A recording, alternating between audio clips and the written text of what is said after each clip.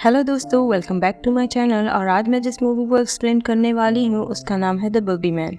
ये मूवी इसी साल रिलीज़ हुई है और अगर हम इसकी रेटिंग्स की बात करें तो इसकी IMDb rating 5.9 out of 10 stars है। तो दोस्तों, अगर आपको मेरा एक्सप्लेनेशन वीडियो पसंद आए तो प्लीज़ से मेरे वीडियो को लाइक और मेरे चैनल को सब्सक्राइब करके मुझे सपोर्ट करें मेरा 1K सब्सक्राइबर फैमिली पूरा करने के लिए। तो देर नहीं करते और बढ़ते अपने मूवी एक्सप्लेनेशन की ओर।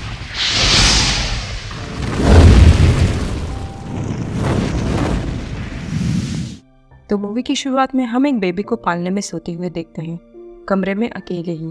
और तभी अचानक से दरवाज़ा खुलता है और कैमरा एक फैमिली पिक्चर को जूम करके दिखाता है जो शायद उस बच्चे के पेरेंट्स की पोर्ट्रेट होती है। और तभी उस बच्चे की नींद खुल जाती है और वो बच्चा जैसे किसी से डर कर ज़ोर ज़ोर से चिल्लाकर रोने लगता है। और हम किसी भयानक एंटिटी के हाथ को देखते हैं जो कहता है कि आई एम योर डैडी। और जब बच्चा ये सुनकर चुप नहीं होता तब वो डीमन उस बच्चे को जान से मार डालता है। और तब सीन यहाँ से दूसरी फैमिली की ओर शिफ्ट होती है जहाँ पर हम एक लड़की को क्लोजेट का डोर ओपन करके अपने लिए ड्रेस चुनते हुए देखते हैं जो असल में उस लड़की की माँ का ड्रेस होता है जो हाल ही में गुजर चुकी थी एक एक्सीडेंट में। और उस लड़की का नाम सैडी होता है और उसकी छोटी बहन का नाम सॉयर। और वो दोनों बच्चियाँ अब तक उस गम से बाहर नहीं निकल पाई थी। और अगर हम बात करें सॉयर की तो सॉयर को अंधेरे से बहुत ही ज़्यादा डर लगता था और इसलिए वो एक मून शेप लाइट बॉल लेकर बेड पर सोया करती थी ताकि उसे हिम्मत मिले। और उन दोनों के डैड का नाम विल हार्पर होता है जो पेशे से एक साइकेट्रिस्ट होते हैं। और वो फिर भी अपने बच्चों के उस वक्त का सिचुएशन नहीं समझ पा रहे थे कि उनकी बच्चियों को थोड़ा उनका वक्त चाहिए। और हम देखते हैं कि विल जल्दी से अपने दोनों बेटियों को स्कूल छोड़ता है और फिर वो अपने पेशेंट्स के प्रॉब्लम्स को सॉल्व करता है। और वहीं दूसरी तरफ हम सैडी को स्कूल में देखते हैं और शायद सैडी अपने स्कूल के लॉकर को बहुत दिनों बाद खोल रही होती है, इसलिए उसमें रखे गए कुछ खाने पीने की चीज़ें सड़ चुकी थी और सैडी तब उसे फेंकने जा ही रही होती है कि तभी सैडी की बेस्ट फ्रेंड बेथनी वहाँ पर आकर पहुँच जाती है। और उस स्कूल में बेथनी के सिवाय उसका कोई फ्रेंड नहीं था। और तब उसी के पीछे पीछे कुछ दुष्ट लड़कियाँ भी आ जाती हैं जो सैडी को बुली करती हैं क्योंकि वो उसे हेट करती हैं और उसका मजाक भी उड़ाती हैं। और इसी नोक झोंक के दौरान वो सड़ी हुई खाने पीने की चीज़ें तब सैडी के कपड़ों पर गिर जाती हैं और उसके कपड़े खराब हो जाते हैं और तब उसे मजबूरन घर लौटना पड़ता है। तभी विल के पास एक लेस्टर नाम का आदमी आकर पहुंच जाता है जिसने कोई अपॉइंटमेंट भी नहीं ली होती है और इसलिए विल उसे देखना नहीं चाहता था। लेकिन लेस्टर के काफ़ी ज़्यादा रिक्वेस्ट करने पर उसकी हालत देखकर विल को उस पर दया आ जाती है और वो उसे देखने के लिए मान जाता है। और कुछ फॉर्म्स वगैरह फिल करने के बाद विल लेस्टर से कहता है कि उस सेशन को वो रिकॉर्ड कर रहा है।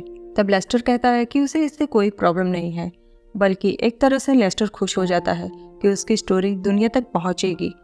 और लेस्टर तब विल से बताता है कि एक डीमन उनकी फैमिली को हॉन्ट कर रहा है और उस डीमन ने बैक टू बैक उसके तीनों बच्चों को मार डाला है और उनकी मौत का कसूरवार कानून उसे ही मान रहा है, जबकि ऐसा बिल्कुल भी नहीं है। और शायद वो लेस्टर की बच्ची ही होती है जिसे हमने मूवी के स्टार्टिंग में देखा होता है। और लेस्टर विल से उस डीमन के बारे में बताता है कि वो डीमन पहले तो सिर्फ बच्चों को अपना शिकार बनाता है और वो भी जब उन बच्चों का कोई ख्याल रखने वाला ना हो और वो अकेले पड़ गए हो, और फिर उसकी फैमिली को पूरी तरह से वो मिटा देता है। और लेस्टर अपने बच्चे द्वारा बनाई गई उस बूगीमैन की पेंटिंग दिखाता है। हालांकि ये सारी बातें साइंस से परे थी और विल एक साइकेट्रिस्ट था, इसलिए उसे लेस्टर की बातें कुछ हजम नहीं हो रही होती और वो लेस्टर को पागल समझ रहा था। लेकिन वो लेस्टर के सामने उसकी बातें को मानने का प्रिटेंड करता है और घर पर विल लेस्टर से पीछे छुड़ाना चाहता था और इसीलिए वो दूसरे कमरे में जाकर 911 को कॉल करता है मदद के लिए।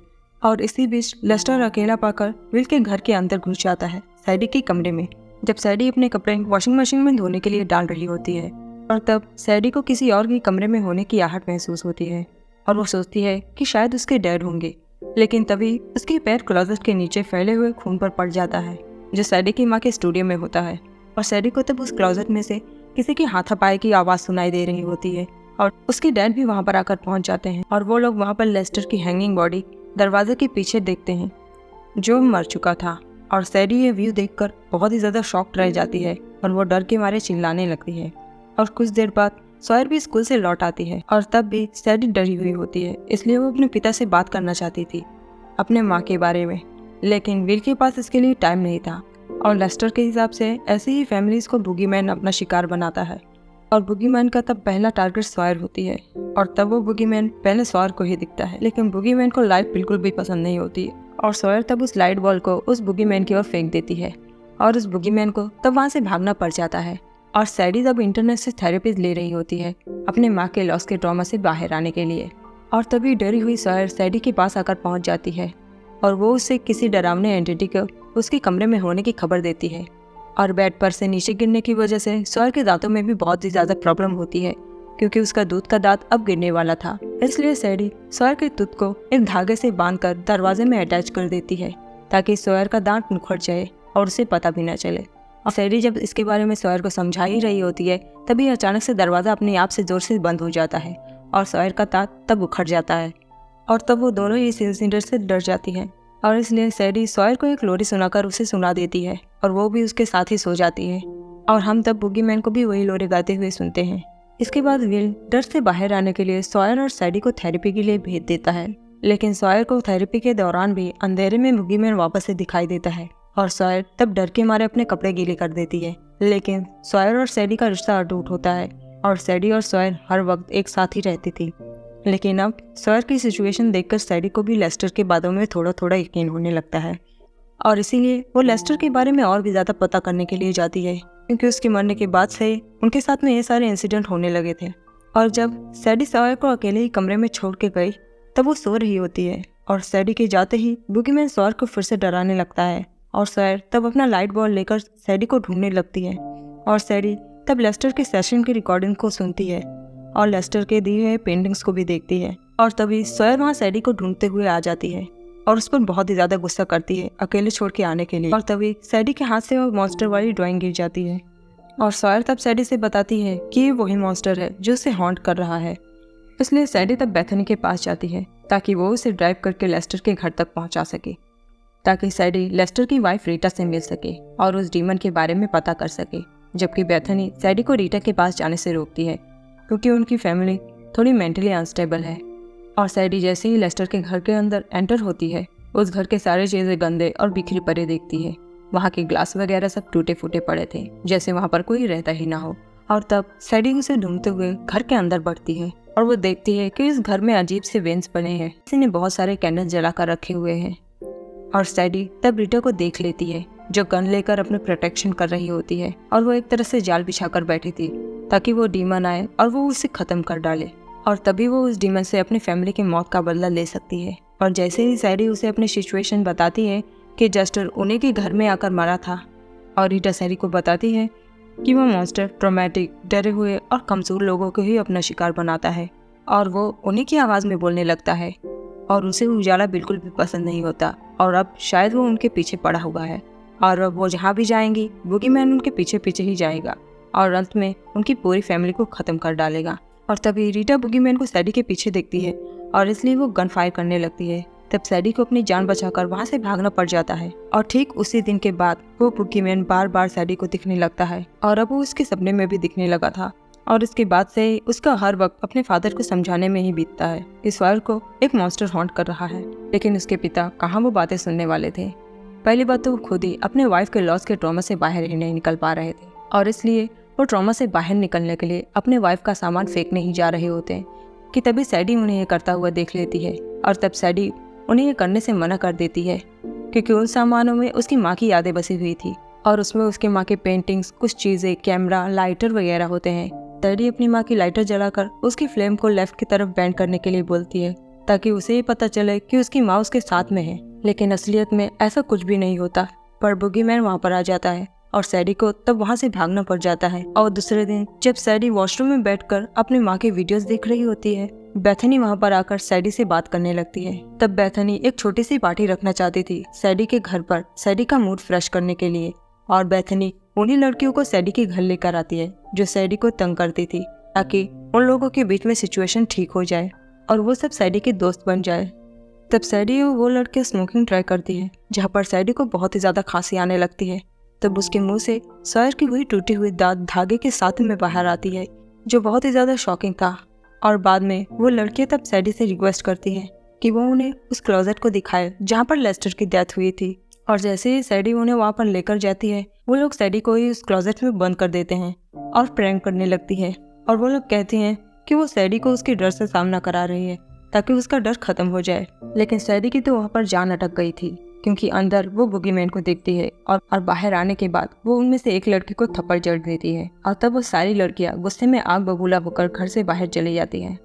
और जब तक विल अपने बच्चों की सारी सिचुएशन को समझने की कोशिश कर रहा होता है, सॉयर पर बुगीमैन गेम खेलते वक्त अटैक कर देता है और वो उसे जान से मारने तक की कोशिश कर देता है।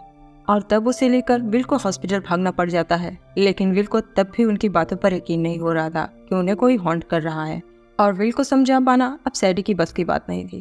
अभी सैडी को रीटा का फिर से फोन आता है, जो उसे बताती है कि उसे बुगीमैन को मारने का एक तरीका मिल गया है और वो सैडी को इसलिए घर बुला रही थी ताकि बुगीमैन उसके साथ आए। और सैडी जब रीटा के घर पहुंचती है तब रीटा धोखे से सैडी को ही चारा के तौर पर यूज करती है और उसे बांध देती है और सारे कैंडल बुझा देती है, क्योंकि बुगीमैन को रोशनी बिल्कुल भी पसंद नहीं है। और तब रीटा का यह प्लान काम भी करने लगता है और बुगीमैन वहाँ पर आ भी जाता है और रीटा तब उस पर काफी सारी गोलियां चला देती है, लेकिन ये ज्यादा देर तक काम नहीं करता और वो बुगीमैन तब सैडी की जान के पीछे पड़ जाता है। लेकिन सैडी जब उस पर रोशनी मार देती है तब वो वापस से लौट जाता है रीटा के पास और शायद अब वो उसे जान से मार डालता है। लेकिन सैडी ये समझ चुकी थी कि बुगीमैन अब गुस्से में है और कहीं वो उसके फादर पर ही अटैक ना कर दे। लेकिन जैसे ही सैडी फोन करके अपने डैड को लाइट चलाने के लिए बोलती है, बुगीमैन वैसे ही उसके डैड पर अटैक कर देता है और उन्हें बेसमेंट तक घसीट कर लेकर चला जाता है। और सैडी तब भागकर घर वापस आती है और तब उसे वहाँ पर कोई भी नहीं मिलता और इसलिए वो हैरान हो जाती है। लेकिन तब सॉयर को क्लोजेट में सेफ पाकर वो खुश हो जाती है। बुगीमैन इसलिए सॉयर को नहीं ले जा पाया क्योंकि सॉयर ने अपने पूरे शरीर पर एलईडी लाइट्स लपेट ली होती है और बुगीमैन को लाइट्स बिल्कुल भी पसंद नहीं थे। और अब सैडी ने ये ठान लिया था कि वो बुगीमैन को खत्म करके ही मानेगी। बुगीमैन ने विल को पूरी तरह से घायल कर दिया था, लेकिन वो अपने बेटी को बचाने के लिए अपनी पूरी जान लगा देता है। जब बुगीमैन सैडी के सोल को पूरी तरह से निकलने ही जा रहा था और तब विल बुगीमैन को जोर से पकड़ लेता है और विल तब अपनी वाइफ के लाइटर को जलाता है और उस वक्त लाइटर बहुत ही ज़्यादा तेज़ी से जल रही होती है और इसकी फ्लेम लेफ्ट की तरफ बेंड हो रही होती है, जो ये दर्शाता है कि सैडी की माँ उनके साथ है।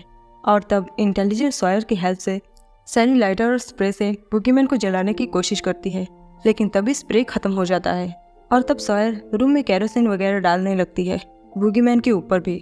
और तब उसी फ्लेम से पूरे बेसमेंट में आग लग जाती है और बुगीमैन के वेंस भी जल जाते हैं, जो वो अपने हर शिकार के घर पर कब्जा करने के बाद फैलाता है। और अब सैडी की माँ का सामान भी अब उसी लपेटे में आ जाता है और तब वो लोग किसी तरह उस जलते हुए घर से बाहर आ जाते हैं विल के टूटे हुए पैर के साथ। और वो सब तब सैडी की माँ के डिपार्चर को एक्सेप्ट कर लेते हैं और उन्हें गुड बाय बोलते हैं।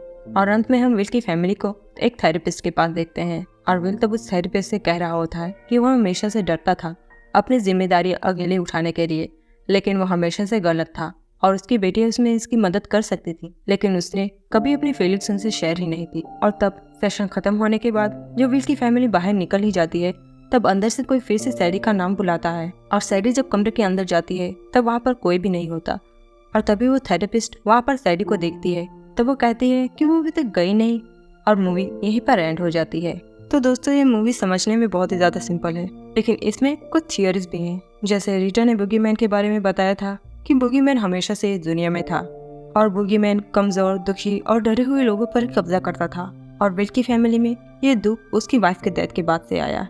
और सबसे दुखी और अकेली सॉयर ही थी क्योंकि वो सबसे छोटी थी और वो अपने माँ के ज्यादा करीब थी, इसलिए सारा सिलसिला तब सॉयर से ही शुरू होता है। और असल में बुगीमैन डीमन के बजाय उन सबका एक ट्रॉमा था और कुछ नहीं। और पहले तो विल को बुगीमैन नहीं नजर आ रहा था, लेकिन जब विल सॉयर को उस बुरी हालत में हॉस्पिटल लेकर गया तो डर लगने लगा कि कहीं वो अपने बेटी को भी अपनी वाइफ की तरह ही ना खो दे। और शायद यही ट्रॉमा मूवी के एंड तक नहीं जाता, और जबकि उन्होंने बुगीमैन को मार भी डाला था। और इसी के साथ हम अपने एक्सप्लेनेशन को यहीं पर एंड करते हैं। तो मिलते हैं नेक्स्ट वीडियो में, तब तक के लिए good bye, take care and thanks for watching.